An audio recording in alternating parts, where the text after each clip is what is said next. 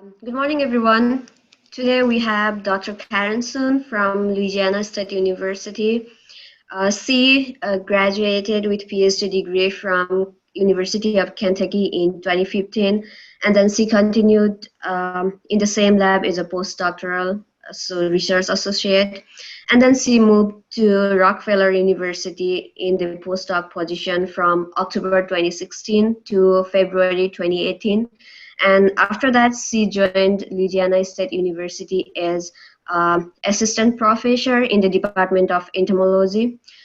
Her research focuses on chemical ecology and social behavior of insects, and at LSU, her research program addresses the biology and management of urban pests, and her emphasis is on termites. So, welcome, Dr. San. Thank you. Thank you very much, Rashni, for the introduction and also the invitation. And thank you for everybody for coming to the seminar. I'm going to talk about some of the work I've done in termites. And termites, this is a group of social insects that is really interesting and fascinating to me. And I have enjoyed studying their chemical communication and their social behavior in their complex societies.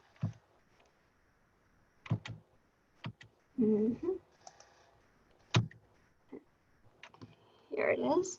So when we talk about social insects, we are actually talking about eusocial insects. And eusociality is the most extreme form of sociality. It is defined by three characteristics.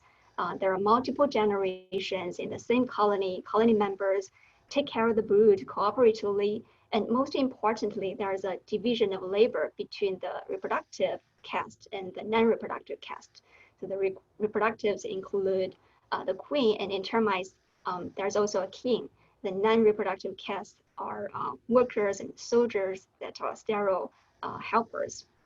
And in insects, eusociality has evolved in 5 orders, and the 2 most famous and large groups are termites in Blatodia and bees, ants, and wasps in Hymenoptera. There are also a few species of social thrips, social aphids, and a social beetle. So there has been independent and convergent evolution of the eusociality. And termites here, termites evolved about 150 million years ago. Social Hymenoptera appeared about 100 million years ago. So termites, they are really the oldest social insects. And termites are placed within the order Blatodia, which we know as cockroaches. But as termite biologist, I still sometimes use the name Isoptera as an infraorder to tell termites apart from other cockroaches. And all termites are eusocial, and there are 6 families. Some studies say 7 families, and there are about 3,000 known termite species. They're closely related to this family Cryptocercidae, and that's wood-feeding cockroaches. These cockroaches are subsocial, and the immature individuals require a lot of parental care. And the rest of the cockroaches are solitary or group living, and they have lower levels of sociality. And my research has focused on subterranean termites in the family Rhinotermitidae. This is the 2nd largest termite family, just following Termitidae. Subterranean termites are distributed worldwide with the most pest species. They're also the most common termites in North America. Here you see a few workers and some soldiers of the Formosan subterranean termite in a foraging tunnel. Subterranean termites, they're mostly blind, except for the swarmers that have a short period of visual ability. Most individuals heavily rely on chemical communication. For example, they use pheromones that serve as social signals in a colony. And pheromones play very important roles in regulating the social behavior and the development in social insects. The chemical communication is an integrated component of their social evolution. Murray Bloom is an entomologist and also a chemical ecologist. He said it in a poetic way that the road to insect sociality was paved with pheromones. Pheromones, together with other environmental cues, they profoundly influence the social organization within the colony.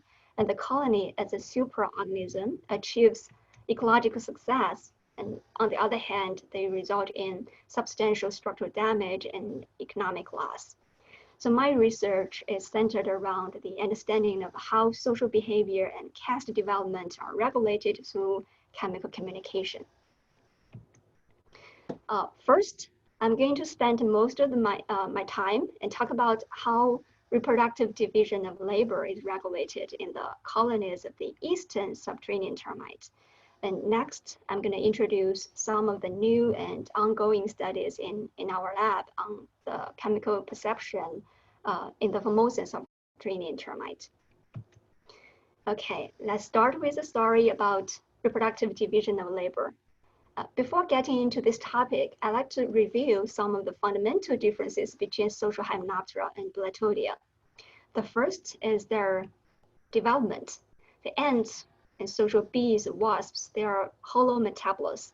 They go through the egg, larval, pupa, and adult stages. So the ants, the workers that are running around or flying around are female. They are adults.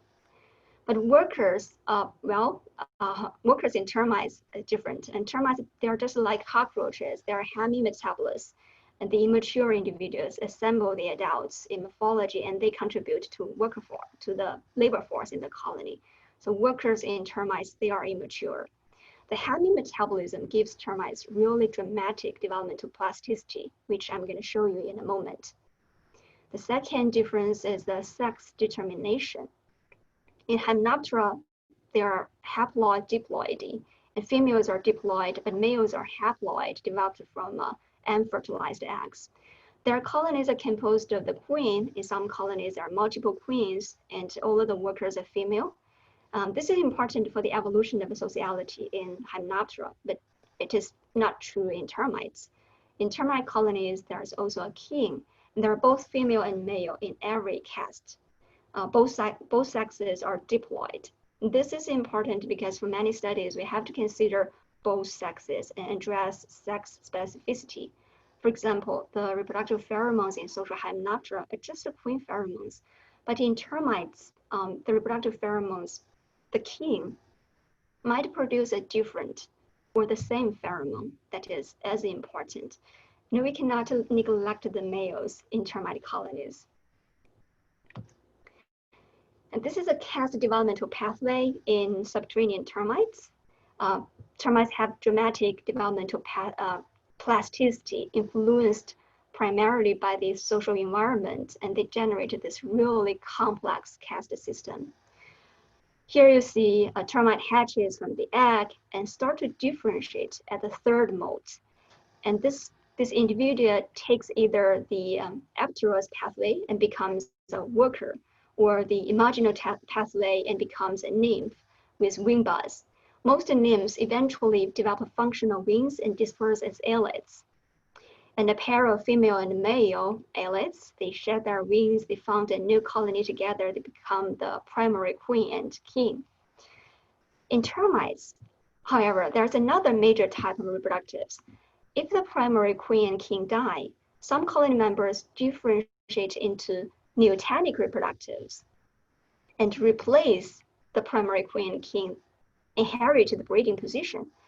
These individuals can be derived from the nymphs called nymphoid reproductives, or derived from the workers called ergatoid reproductives. If you collect termites in the field, and if you're lucky to find the royal chamber, very often you don't see the primary reproductives, but find the neotenics. That means the colony has been through a reproductive succession from the primary reproductives to their own offspring. Neotenic reproduction is really common in termites. Among termite families, except for Termitidae, there are over 60% termite genera reported for neotenic reproduction. And here is a picture of neotenics, and these are actually worker-derived ergatoids. In the eastern subterranean termite, a native species here. In the middle, you see Japanese subterranean termites. The primary king is still there, but the queen has been replaced by her daughters, many of them. And picture on the right side also shows neotenic queens in the Formosan subterranean termite, and that's an invasive species in Southeast US. Now we know that workers retain reproductive potential. Although they are functionally sterile, in termites, workers can mold and differentiate into reproductives once the social condition is right. In ants and bees, workers do not mold anymore, but they can activate their ovaries and reproduce. Then what determines if workers stay sterile or reproduce? There are two major mechanisms. One is a reproductive pheromone produced by fertile individuals that maintains worker sterility or suppresses worker reproduction. And the other is policing behavior. That's a behavior that enforces workers to cooperate and not to reproduce. We will get back to policing behavior in details later this talk. Okay, in termites, the only reproductive pheromone identified so far that regulates worker reproduction is a queen pheromone in the Japanese subterranean termite. It consists of two very small volatiles, and they are imitated by both the neotenic queen and her eggs. So this pheromone inhibits both workers and nymphs from differentiating into additional neotenic reproductives. It also has a behavioral effect that attracts workers to care for the queen and her eggs. And other than that, we really don't know any termite pheromones that regulate nest mate reproduction. And policing behavior was not reported in termites. It heard policing behavior in bees, ants, wasps, but not really in termites. So there's a big question mark over how reproductive division of labor is regulated in termites. Here comes our study to address this question, and our model system is the eastern subterranean termite. It's a native termite species and the most common termite species in the US. Another reason we chose this species was workers can differentiate into reproductives in laboratory condition. Here you see a worker. The sex of the worker is very difficult to identify based on their external morphology. And in the middle, you see newly differentiated reproductives. Again, worker-derived reproductives are called ergitoid reproductives. They have slightly heavier pigmentation, elongated abdomen, and relatively wider thorax compared with workers. And we can identify their sex by looking at the sternites that's on the ventral side. The ergitoids are actively reproducing, and over time, their cuticle gets even darker, and the female becomes physogastric. So she has enlarged abdomen.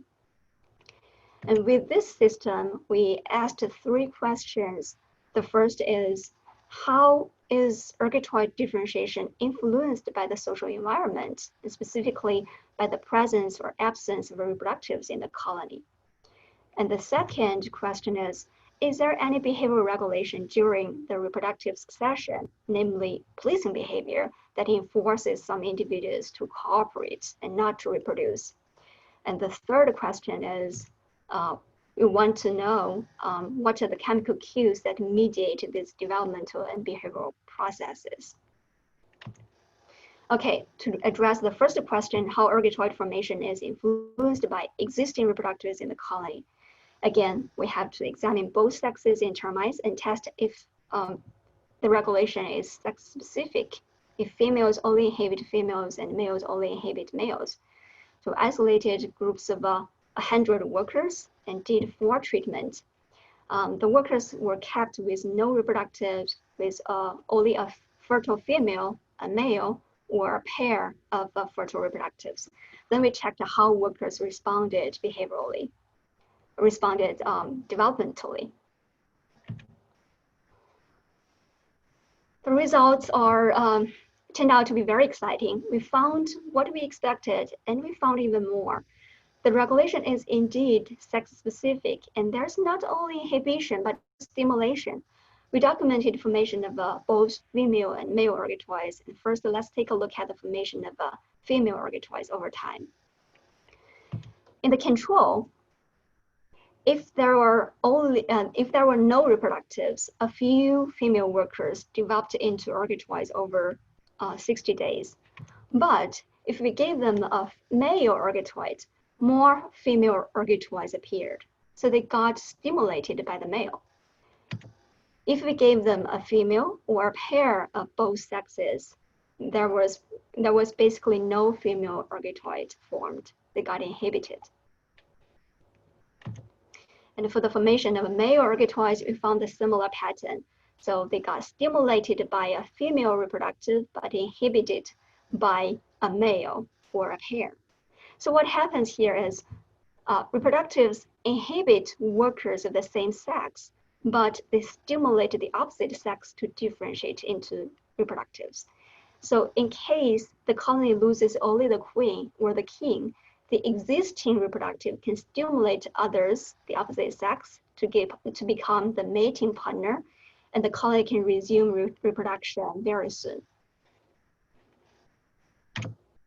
And this is a novel regulatory pattern. Here you see inhibition in red, stimulation in blue, female inhibits female but stimulates male, and the same pattern on the right side. If you look at other termite species, you don't really find exactly the same thing. Okay, the 3 species here, the details do not matter, but what you can see is the patterns are different based on species.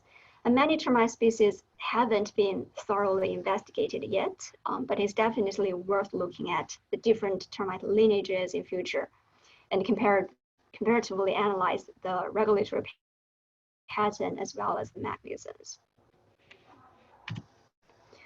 Okay, the next question relates to policing behavior. What is policing behavior? Yu Wilson and his colleague first used the term queen policing to describe behavior performed by the queen to retain her dominant status over workers. And later, Ranix used worker policing to describe the action of a honeybee worker that reduces worker-produced males in favor of the sons of the queen. And they do so by eating the eggs. Well, years later, Ranix and his colleague broadened this concept to accommodate a wide variety of behaviors observed in social species. It is a broad concept. Policing behavior refers to any coercive action that reduces direct reproduction by other individuals in a social colony. And the orientation of policing behavior could be worker to worker, reproductive to worker, or even between reproductives. And the form of this behavior could be egg eating, egg removal, aggression by biting, stinging, immobilization, and in some species, it could result in death of the policed individual. As you can see in the clonal reader ant here in the picture, the ant in the middle is being executed by her nestmates. However, the study of policing behavior was limited to Hymenoptera.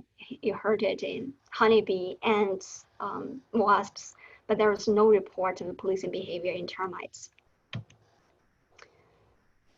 Well, in addition to pheromones that regulate worker fertility, policing behavior is an important mechanism that resolves reproductive conflicts in social colonies.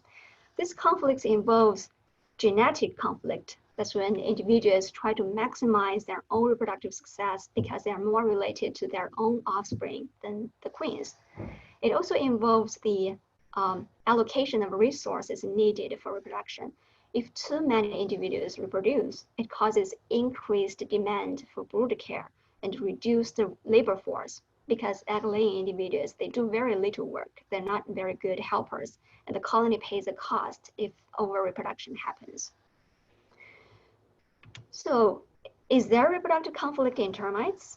Yes, genetic conflicts are almost always expected. Yes, because of their diploid, and individuals are always more related to their own offspring than others. In addition, during reproductive succession, that's when former individuals die and other individuals replace them. There is a period of time when there's no reproductives, there's no inhibitory pheromones, and workers are expected to compete to inherit the breeding position. And we predicted during this process, excess reproductives can form, and these reproductives might be regulated behaviorally. To test this hypothesis, first, we examined if the number of ergatoids was restricted when colonies are orphaned. So we isolated groups of 100 workers and compared the number of ergotoids if we remove or do not remove newly differentiated ergotoids every day from the groups. And in 90 days, there are only 2 to 3 female, the red dots, red lice, 2 to 3 females, and about 1 male ergotoids remained in each group.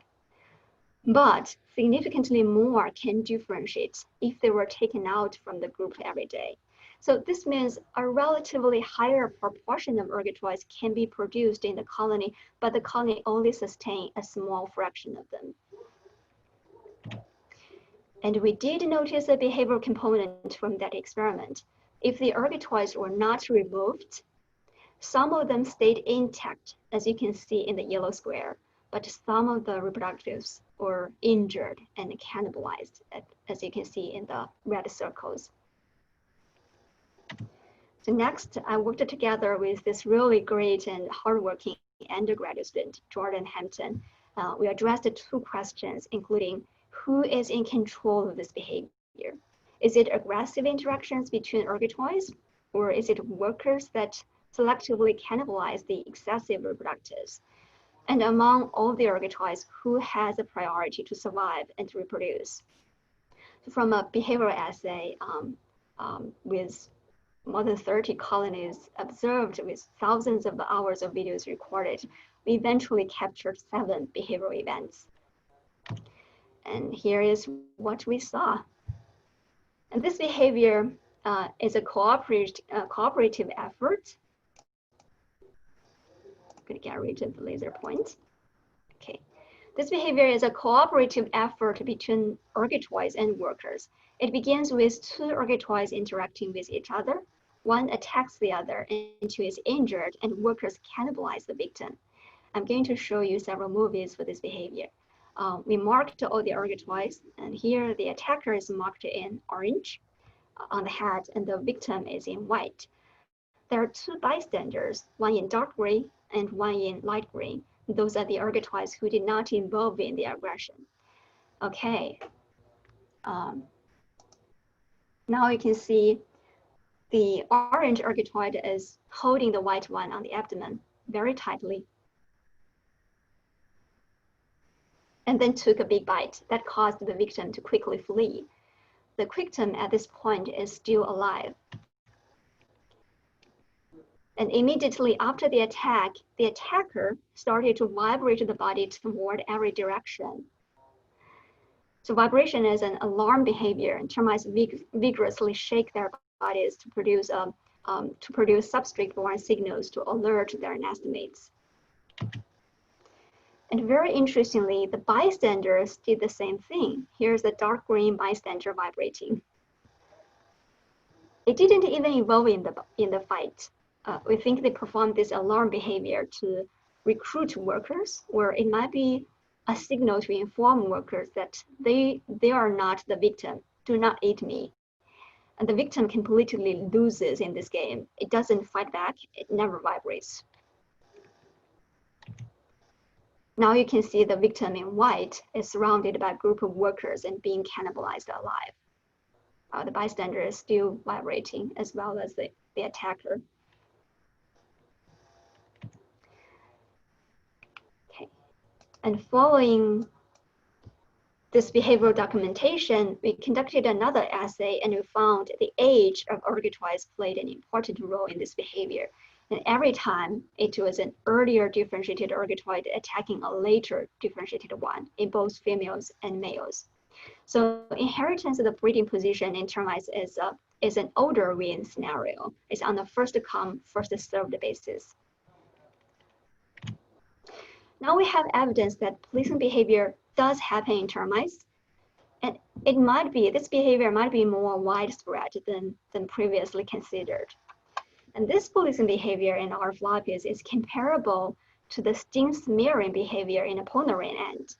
This is a queenless ant. There's no distinct queen caste, but there is a reproductive hierarchy.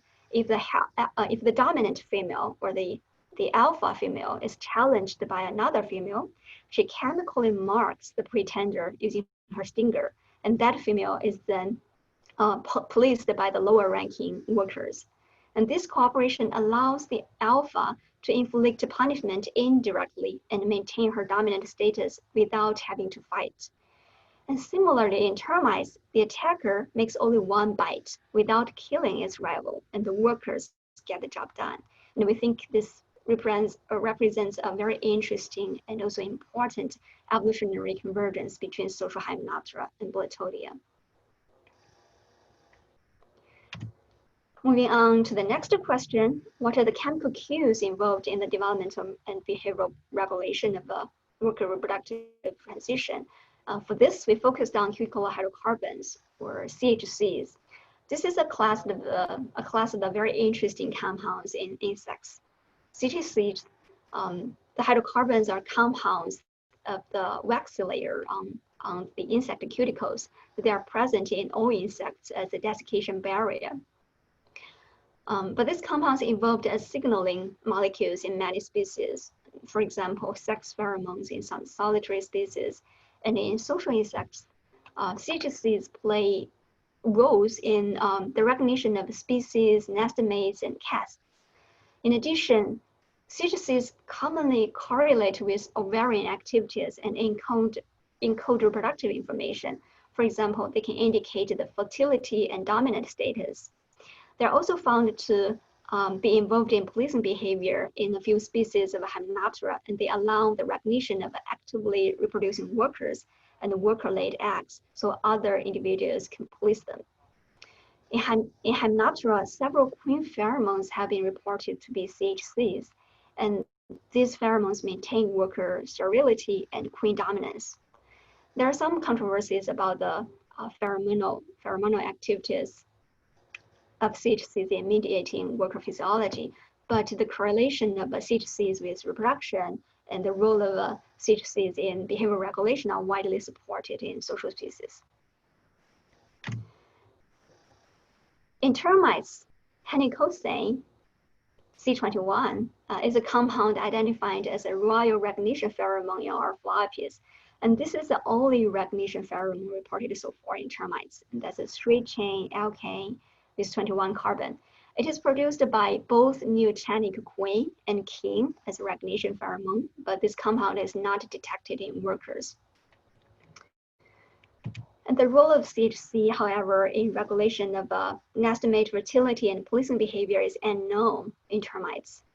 So to look at if CHCs are candidate compounds involved in these behavioral processes or developmental processes, we examined several signatures of CHC in Orphalopes, including their sex, their age, and caste specificity. For the pheromone, for the compound that mediates worker reproductive transition, worker reproductive differentiation, it has to be sex specific because the regulatory pattern we talked about earlier is sex specific with inhibition of the same sex and stimulation of the other sex. And for a pheromone that is involved in policing behavior, we expect it to be age related because we found this behavior as an odor ring scenario in Orphalopes. In addition, as a reproductive pheromone, the compounds must be differentially produced between the reproductive and non-reproductive castes.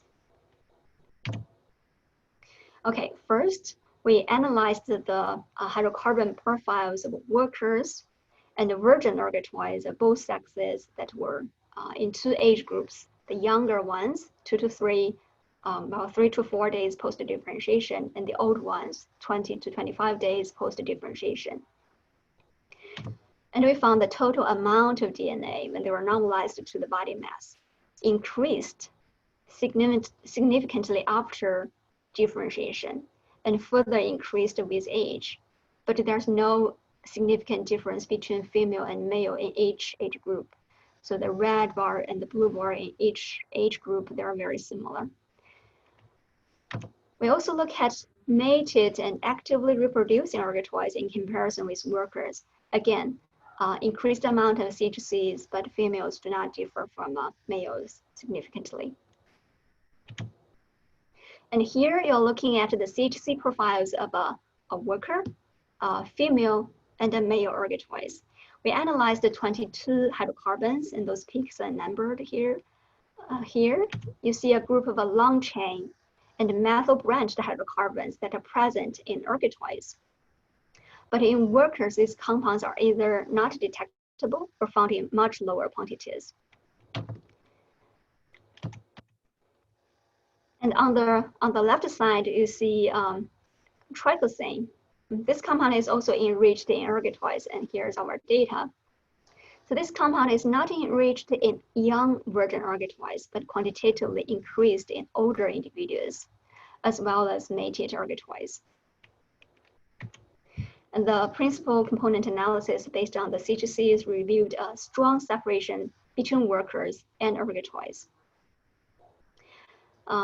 Here's the old virgin ergatoids, and this is a young virgin ergatoids. There's also a divergence between the two age groups. However, there's no separation between females and males in each group, age group. So you see the old ones, the females and males, the blue and the red, they're not separated. And the same thing happens in the younger individuals. In comparison of workers and mated ergatoids, again, there is a strong separation across castes, but not between male and female in the ergatoids. All right, to summarize the findings on worker reproductive transition in our phyllopies, for workers to differentiate into reproductives, they undergo sex-specific regulations, including same-sex inhibition and opposite-sex stimulation by existing reproductives. Once ergatoids are produced, only a small portion of them can survive and reproduce. And this process is mediated by a policing behavior. The older wins, and the workers help eliminate their rivals. The CHC profiles are caste-specific, age-specific, but there's no major sex differences. And this indicates that CHCs might be involved in ergatoid recognition and the age-related policing behavior, but they're not likely to act as the reproductive pheromones that regulate ergatoid differentiation. Oh, the more we study, the more questions arise. We still don't know what reproductive pheromones are. And more studies will follow up to test the behavioral importance of some CHCs, such as triclosan, and also examine other non-CHC compounds to search for the reproductive pheromones. All right, moving on to the next part, from the native to an invasive termite species, the Formosan subterranean termite, Coptotermes formosanus. This is the most destructive and costly termite species in the world, as well as in the US. And it was transported from the continental US from South Asia up to World War II. This species is primarily distributed in southeastern states, labeled in blue here, and also they are distributed in Hawaii as well as California. Of course, their population and the infestation levels differ among those regions. For example, in California, this species is so far only limited to a small region close to San Diego. Here's where we are, Louisiana, and this is one of the worst affected area. Compared with Reticulotermes phyllopies, that is a temperate species, the Formosans are subtropical termites, and they do really well in the south with the heat and humidity. To give you an idea about how bad the situation is, these are the areas of the Formosan subterranean termites. And this is the window on my kitchen. These termites swarm at night in May and June every year. They're attracted to light. I always ask the homeowners to turn off your outside light during the swarm season and dim your inside light if possible. That was one night I didn't turn off the light in my kitchen, and that was what happened. This is really scary to homeowners, but it's spectacular, isn't it? Spectacular to an entomologist like myself. And I enjoyed collecting termite areas in my own backyard. You can collect thousands of them by setting up a light trap in one night. And our research in the Formosan subterranean termite is also centered around social behavior and chemical communication. The one project my graduate student Paula is working on is to characterize the chemosensory system in this species. We want to understand how termites detect and decipher the chemical environment by looking at the peripheral olfactory system, that is the antennae, where chemical cues are detected. And also the central nervous system, which is the brain where chemical information is processed. We are characterizing both the morphology and chemosensory genes in the worker, soldier, and reproductive castes. Because termites have a division of labor based on the caste system, we expect that morphological signatures and molecular machineries differ among these castes. And with this framework, we will be able to conduct functional studies to address the neural and molecular mechanisms underlying social behavior using approaches in neurobiology and functional genomics. And we have finished our morphological work on the antennae and antennal sensilla. We expected to see differences in the antennal morphology and composition of antennal sensilla among these castes. Those are the sensory structures that might accommodate the division of labor among castes. Termites, they have a maniliform antennae that look like strings of bees. Each antenna is composed of the scape, pedicel, and subsegmented flagellum. Each of the small segment or a bead is called a flagellomere. Here you can see the eyelids, female and male eyelids. They have a relatively longer antennae with about 18 flagellomeres, but worker and soldier antennae each has about 12 flagellomeres, so they have fewer segments. This is not surprising, and this is associated with the age of the termite.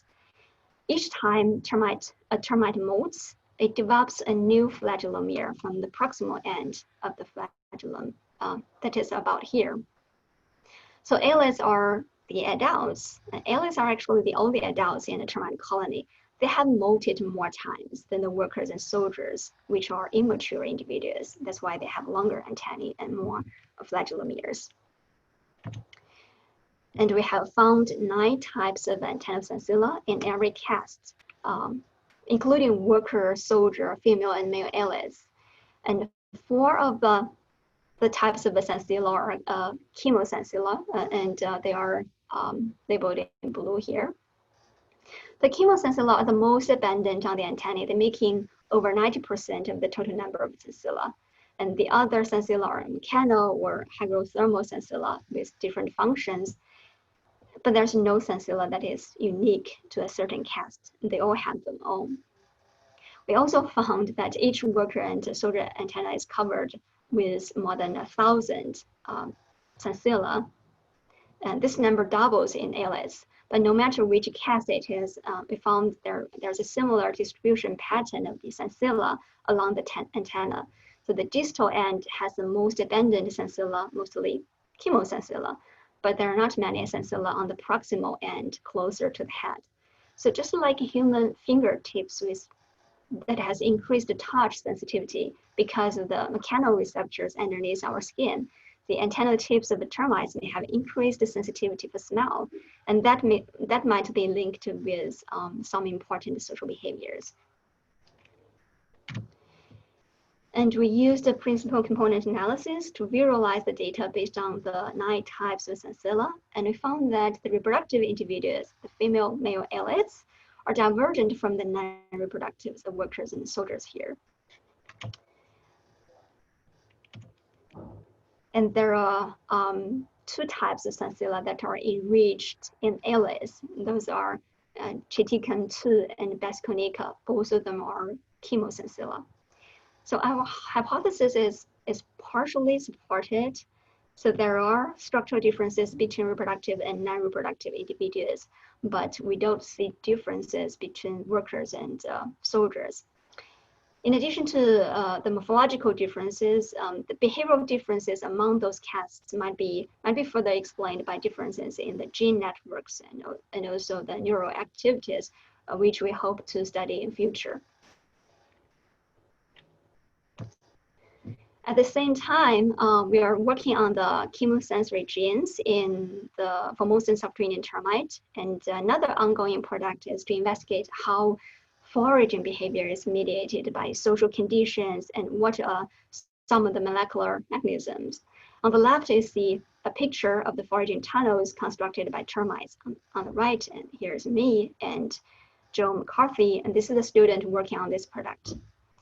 The things have been very different this year, but as scientists, we learn how to adapt and keep moving on in the lab with our masks on. That's all I have. I'd like to thank my hardworking students at LSU, my collaborators at the University of Kentucky, and the funding support. Thank you very much. Are there any questions?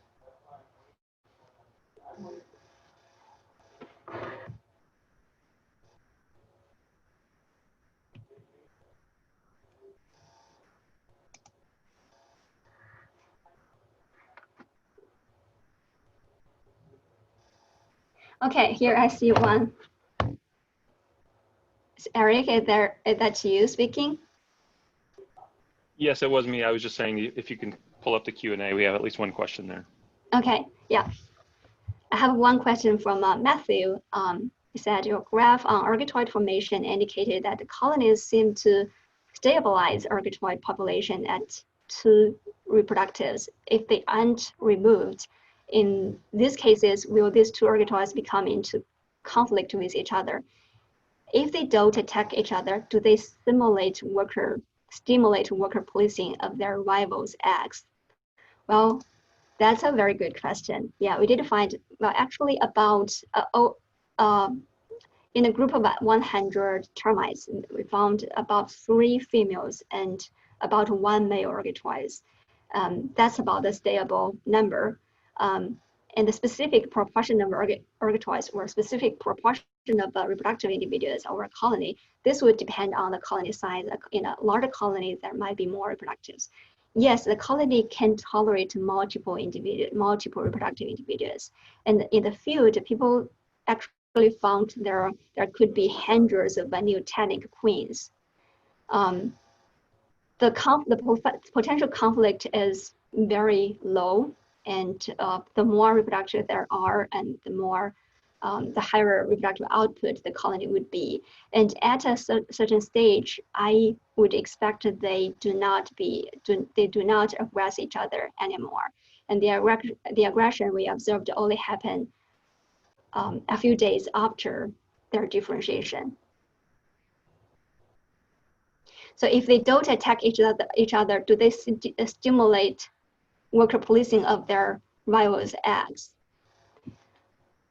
That's another very interesting point. And there's a study found as a study by Kenji Matsura in the Kyoto University. They found that the reproductives, the queens, they produce queen pheromone that can actually inhibit egg production of the others.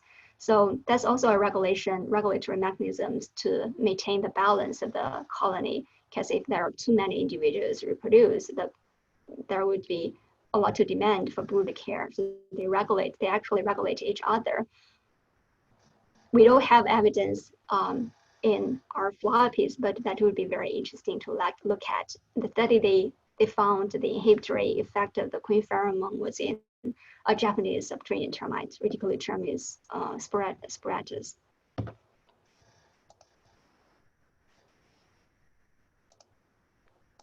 Dr. Sun, we have another question at chat section. Okay. Can you see it? Okay, and this is a question from Mike Sharp. Great talking, great work. Yeah, thank you. Is there any evidence of or insights yet relating to symbiont impacts on pheromone production? Well, yeah, that's a good point. I know you're very interested in symbiont. They are very interesting, but we don't know the answer. Maybe we can work together to address this question. I think it's definitely an open question and worth looking at. Okay, thank you, Dr. Sun, for your great presentation, and thank you everybody for attending to this seminar. Thank you, everyone.